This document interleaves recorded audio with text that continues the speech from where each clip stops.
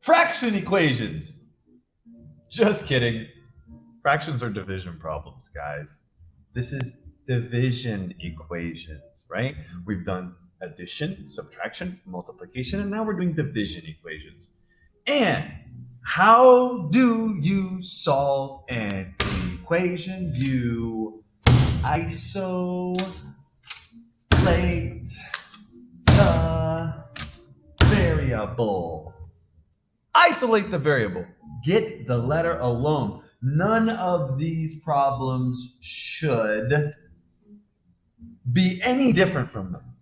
Get the letter alone. Now again, each operation takes the opposite operation to do that. So let's dive into it. In this problem, if we could read this, some would say this says a over 3 equals 7. Yeah, but fractions are division problems. So really this says a divided by 3 gives you 7. So really what you should be thinking is something divided by 3 would give you 7. Now, some of us might know that. Some of us might know it's 21, right? Some of us might know that 21 divided by 3 gives you 7, and that's okay. But what if that doesn't come easy off the top of our head to us? Doesn't matter. All you have to do is isolate the variable to figure it out. And we do that by doing the opposite of what's happening to it, like every single problem we've done so far. If a is being divided by 3, I can cancel that out by multiplying by 3. Because anything divided by 3 times 3 is just itself. So that cancels that out, which leaves me with a. Well, but just like every equation we've solved so far, you've got to do the same thing to the other side as well to keep the equation balanced. So if I multiply this side by 3 as well, 7 times 3 is what?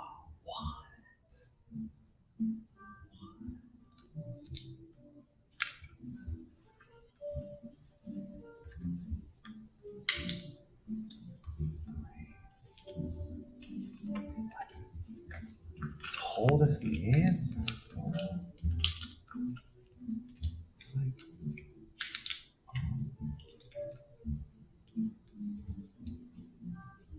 you guys know it's impossible to fold a piece of paper 9 times? Anyway, how many of you guys are going to try to do that right now? X divided by 8 gives you 9. Our job is to isolate this variable. Isolate the variable, right? To get x alone, it's obviously not alone over here, right, on the side of the equation.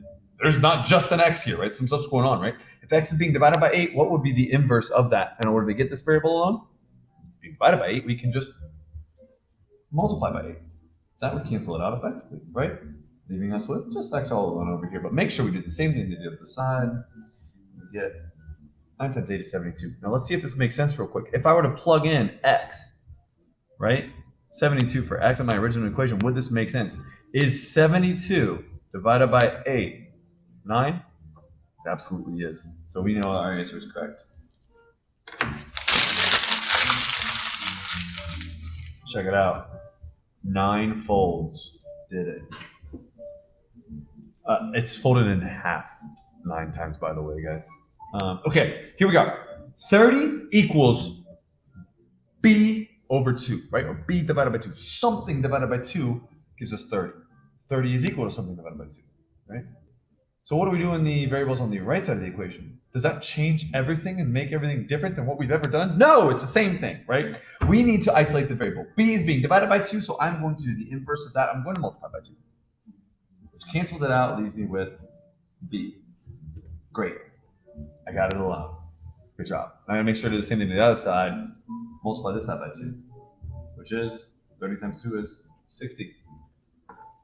B must equal 60. Well, is 60 divided by 2 30? It is. My answer is 60. Let's take a look at a word problem here.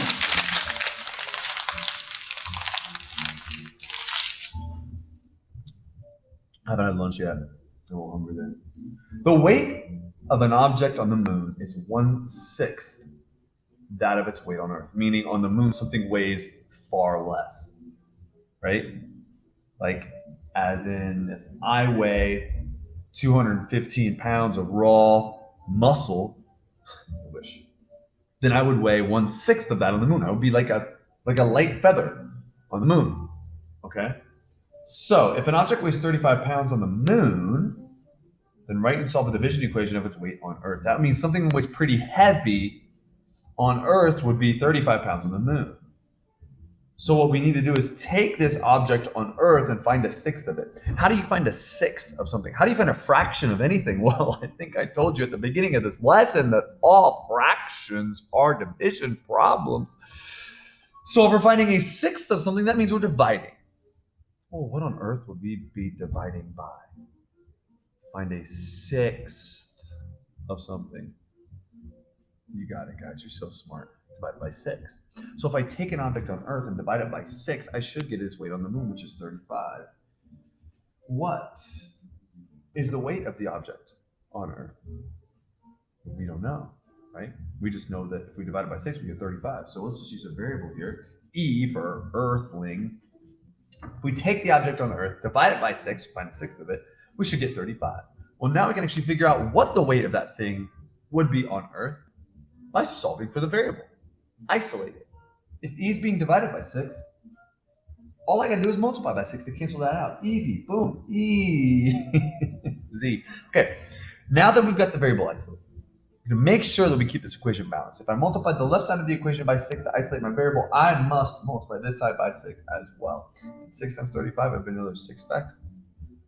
Anybody remember that cool trick I taught you on how to multiply these numbers together? We'll do it in our heads real quick. I could split this into 30 plus 5 and use the distributive property. 6 times 30 would be 180.